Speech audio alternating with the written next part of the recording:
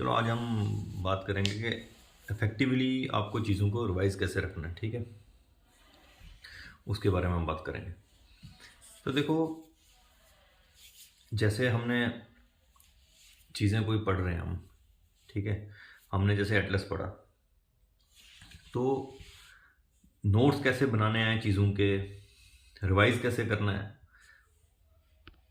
तो अगर हमने जैसे एटलस पढ़ लिया, अगर हमने यूक्रेन पढ़ा, तो उसके बाद ब्लैक सी का पढ़ा, तो उससे एग्जांपल से मैं तुम्हें समझाता हूँ। जैसे कोई भी चीज़ आपने पढ़ी है, ठीक है, उसके बाद आपने क्या करना है, कोई चीज़ पढ़ने के बाद कॉपी को क्लोज करना है, या किसी भी चीज़ से पढ़ रहे थे उसको क्लोज करना है।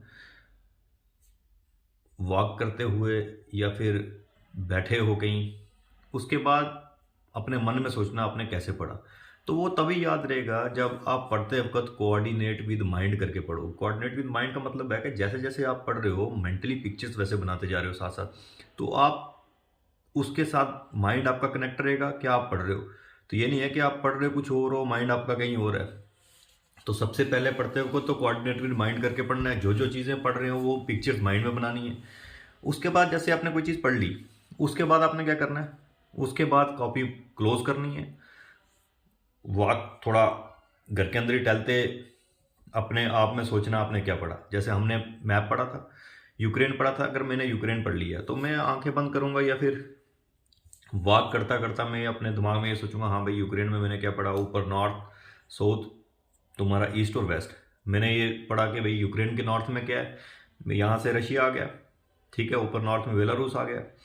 उसके बाद उसके वेस्ट में मैंने 3 कंट्रीज बताई थी, पोलैंड, स्लोवाकिया और हंगरी आ गया। और तुम्हारा जब साउथ में 2, मोल्डोवा और रोमानिया आ गया। तो ये कितने कंट्रीज होगी, 3 ही होगी। 2, 5, 6, 7 कंट्रीज आगे खत्म होगी बात।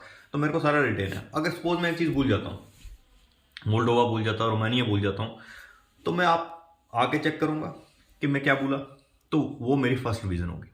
ऐसे 5, 6, 7 बार हर किसी का ऐसे करना है। पॉलिटी ले लिया, उसका भी ऐसे करना है। 5, 7 बार रिवीजन करनी है, उसके बाद ही नोट्स बनाने हैं। उसके बाद आपको पता चलेगा क्या चीज़ आपको भूल रही है, क्या चीज़ आपको रिटेन हुई है, ठीक है भाई।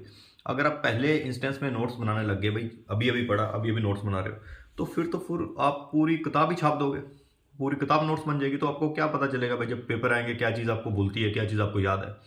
तो कभी भी नोट्स बनाने हैं किसी भी सब्जेक्ट के लिए, तो आपको पहले 5, 7 बार रिवीजन करनी है उसकी। उसके बाद ही नोट्स बनाने हैं, तो पता चलेगा तुम्हें क्या चीज़ याद रहती है, क्या चीज़ आपको भूलती है, ठीक है ना। ये तो हो गया नोट्स का। और उसके बाद जैसे हमने दूसरा क्या पढ़ा था, रिवीजन में साथ साथ ये मोनोटोनस ना हो जाए पढ़ाई का, तो साथ साथ मैं रिवीजन लेक्चर्स भी लाता रहूँगा, कैसे आपको रिवाइज करना और टेक्निक्स वगैरह बताऊंगा। तो आपने ब्लैक सी पढ़ा, तो हमें पता है भाई यूक्रेन का 7 कंट्रीज के साथ बॉर्डर लगता है। ब्लैक सी के अराउंड कितनी कंट्री है, 6 कंट्रीज हैं। तो वही हमने टेक्निक कैसे पढ़ी थी, ब्लैक सी के ऊपर हमने देखा था भाई तुम्हारा कौन सी कंट्रीज आती हैं ब्लैक सी के ऊपर। नॉर्थ में तुम देखो, तुम्हारे उसको ब्लैक सी के नॉर्थ, साउथ, नीचे मैंने बता दिया था मैं, नॉर्थ में तो यूक्रेन आएगा, साउथ में तुम्हारा टर्की आता है, इधर तुम्हारा रशिया आता है। रशिया और नीचे कौन सी थी, रशिया और टर्की में जॉर्जिया आता है। ये खत्म हो गए, कितने हो गए, 1, 2, 3, 4 कंट्रीज हो गई, 2 और रहेगी। एक आता है रोमानिया, एक आता है बुल्गारिया। तो इधर रोमानिया और बुल्गारिया तुम्हारे आ जाते हैं तुम्हारे वेस्ट में। तो ये कंट्रीज खत्म होगी। ब्लैक सी के अराउंड मेरे को पड़ा, अब ये मेंटली मैप से मैं कर रहा हूँ, मेरे को कागज से थोड़ा ना देख रहा हूँ, किसी पेपर से थोड़ा ना देख रहा हूँ। तो मेरे को जो चीज़ भूलेगी मैं जाके उस चीज़ पे स्ट्रेस दूंगा, तो वो फर्स्ट मेरी रिवीजन हो जाएगी। ऐसे मेरे को 6, 7 बार जब मैं पढ़ूंगा तो मेरे को पता चलेगा भाई क्या चीज़ मेरे को याद रहती है, क्या चीज़ मेरे को भूलती है। 7, 8 रिवीजन के बाद, 5, 6 रिवीजन के बाद ही मैं नोट्स बनाऊंगा, पुट डाउन करूंगा कुछ जो चीज़ मेरे को दिमाग से स्किप कर गई है।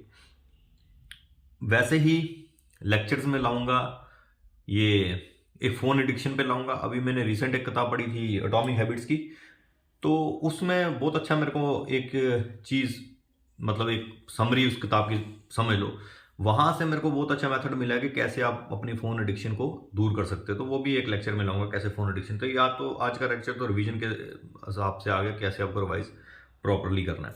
कि जैसे आपने, अब रिवाइज का क्या टेक्निक होती है कि भाई जब भी कोई चीज़ पढ़ी, आपको उसके साथ साथ ही रिवाइज करोगे तो वो रिटेन 80-90% तुम्हारे दिमाग में चले जाएगा। उसके बाद आपको हफ्ते में रिवाइज करना, उसके बाद अपने फोर्टनाइटली रिवाइज करना, उसके बाद मंथली रिवाइज करना, उसके बाद 3 महीने में क्वार्टरली रिवाइज करना है। उसके बाद 6 महीने में करना, उसके बाद साल में करना। ये रिवीजन का एक लॉन्ग टर्म का पैटर्न है, कैसे आपको चीज़ें लॉन्ग टर्म के लिए रिटेन रहने वाली है। अगर आप सोचोगे जैसे आपने कोई लेक्चर देख लिया मेरा, ठीक है, उसको देखने के तुरंत बाद आपको वो टेक्निक मेरी यूज़ करनी है, ये वाली जो मैंने बताई। आंखें बंद कर लो या वॉक पे निकल जाओ, तो ऐसे करके भाई देखो कि क्या चीज़ आपको रिटेन रही। तो अगर 20-30% भी रिटेन रही है, आओगे, वो जो भूलेगी वो देखोगे, उसके बाद फिर वापस जाओगे, फिर आपको 40% 50%, अगले दिन फिर वापस करोगे 60-70, ऐसे ऐसे ऐसे आपको रिटेनिंग पावर बढ़ती जाएगी। तो लास्ट में ये नहीं होगा कि जब आपका एग्जाम आएगा तो सब कुछ पाइल अप हुआ होगा, तब तक तुम्हें याद ही नहीं रह रहा कि भाई क्या पढ़ा था तो क्या नहीं पढ़ा था। तो साथ साथ रिवीजन ही की है भाई। एक कंसिस्टेंसी, दूसरी रिवीजन होनी चाहिए। कंसिस्टेंसी मतलब रोज पढ़ना है, और दूसरी रिवाइज ज़्यादा से ज़्यादा करना है कि रिटेन रहे चीज़ें रिटेन रहेंगी तो एग्ज़ाम में तुम याद कर पाओगे। ये नहीं कि एक साथ कुछ नहीं होगा कि तुम एकदम किताब उठाई कि आज पहला पढ़ लेते हैं भाई महीना, फिर उसके बाद रिवाइज कर लेंगे, ऐसा नहीं है। रिवीजन के भाई दिन भी रखो। संडे को तो कोई नया सब्जेक्ट पकड़ो ही ना, संडे को तो सिर्फ जो हफ्ते में पूरा पढ़ा है वो रिवाइज करो। चाहे सैटरडे का दिन भी रख लो, सैटरडे संडे पूरे हफ्ते का रिवाइज करो। तो रिवाइज जितना करोगे उतना बेटर रहेगा तुम्हारे लिए एग्जाम के लिए, ठीक है। अब हमारा ये तो मैंने रिवीजन का बता दिया भाई, ये रिवीजन का क्या मेथड है, ऐसा करना ही है। कुछ भी पढ़ोगे रिवीजन साथ साथ करते जाओ, कि मेथड भी बता दिया। अब हम आगे जो तुम्हारे लेक्चर्स सैटरडे से शायद तुम्हारे फॉरेस्टर के आ जाएं, वो लेक्चर यूपीएससी के तो आते रहेंगे, ठीक है। यूपीएससी में इकोनॉमी के भी लेक्चर डालेंगे, जो फिर तुम्हारे को फाइनेंस अकाउंट असिस्टेंट में भी काम आएंगे। और मैथ का एक बच्चे ने कमेंट किया, क्या नाम है उसको, सोशल वेलफेयर के, भाई पता नहीं क्या कौन सा पेपर है उसका, मैथ के टॉपिक्स पढ़ाओ। अभी मैं उसका सिलेबस चेक करता हूँ कि भाई देखता हूँ कौन से मैथ के टॉपिक हैं उसके, ठीक है। वो मैं एक लेक्चर लाऊंगा पहले सिलेबस डिस्कशन का फॉरेस्टर को, उसमें सारा कुछ डिस्कस कर दूंगा, शायद सैटरडे को लेक्चर आ जाए, ठीक है ना। तो वैसे हम सिस्टमेटिक वे से चलने वाले हैं, ठीक है भाई।